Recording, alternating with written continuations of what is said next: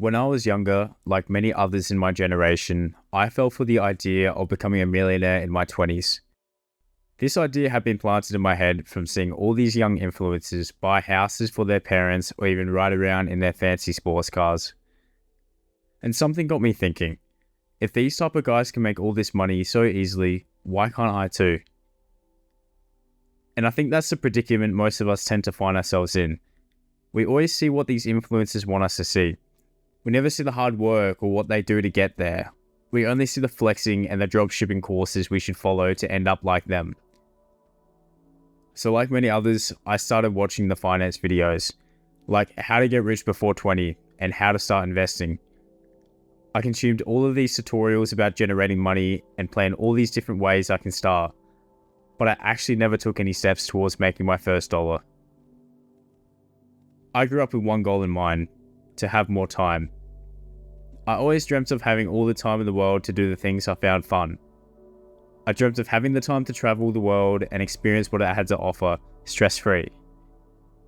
I dreamt of having time for my future kids so I can spend every second possible with them. I figured the way to get a lot of time was to get a lot of money, right? So I investigated ways to get a lot of money early, then to retire before having kids and get passive income for the rest of my life. It was a very ambitious goal, but back then I thought it was all possible. So I planned and watched videos and wrote routines and schedules so I can follow the perfect path to make money. I watched content on perfect morning routines and perfect workout routines for successful people and believed that I would be successful too if I did the thing that successful people did. I believed I was making progress because it felt like I was doing something. I would tell everyone about my big plan to make money and would thrive off the hype and feedback I would get. Looking back, I think telling people about the idea became the reward. It felt like I'd already achieved something before I'd even started. But when it came down to doing the work to make money, I froze. I couldn't get myself to go through it. I convinced myself I lost motivation. Looking back, I don't actually think I had. I think it was easier to tell myself I lost interest than admit I was scared of failing. Whenever I got to this point, I never thought about disciplining myself and going through with the idea. My brain coped with not starting the grand idea with finding a new, better idea. One that would make me even more money and would be more realistic to achieve. I'll then go and tell everyone that I got this new idea and they would ask what happened to the last. I'd explain that this idea is better and I lost interest in the other one. So they would hype me up and I would start to plan. I'd watch tutorials and make new routines and then I'd sit down to start the thing and I'm no longer motivated. This cycle has haunted me all the way up until this day. It's only recently that I started to understand why I kept doing it. Looking back, I realized I trained myself to enjoy planning more than actually doing.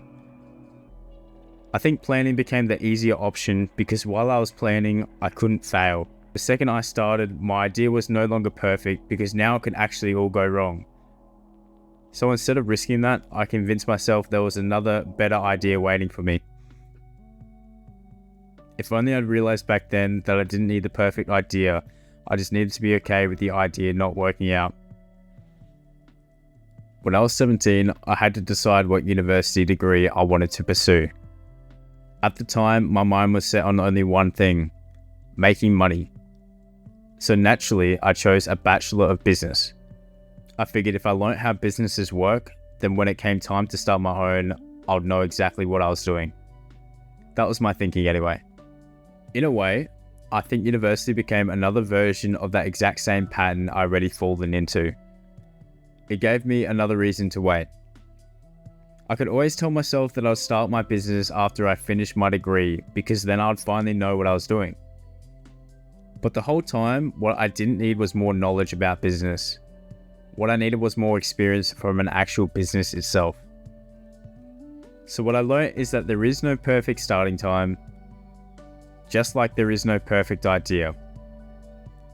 If you find yourself in a similar loop to the one I found myself in, I hope you don't make the same mistake I did. I spent years thinking I needed to know more before I could start. I thought I needed a better idea, a better plan, or more confidence. Looking back now, I honestly think I would have learnt more by trying and failing than I ever did by waiting until I felt ready. Worst comes to worst, your idea fails and it doesn't go to plan. But at least you've learnt something that you didn't know before. You can take that into the next idea and the one after that. I think that's how we actually get better at things. I spent years training my brain to find another plan instead of taking the first step. If there's one thing I'll tell my younger self now, it would be to stop waiting until everything feels perfect, because I don't think that day ever comes.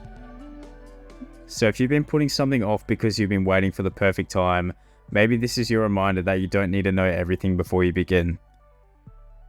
All you need to do is take the first step and start doing it.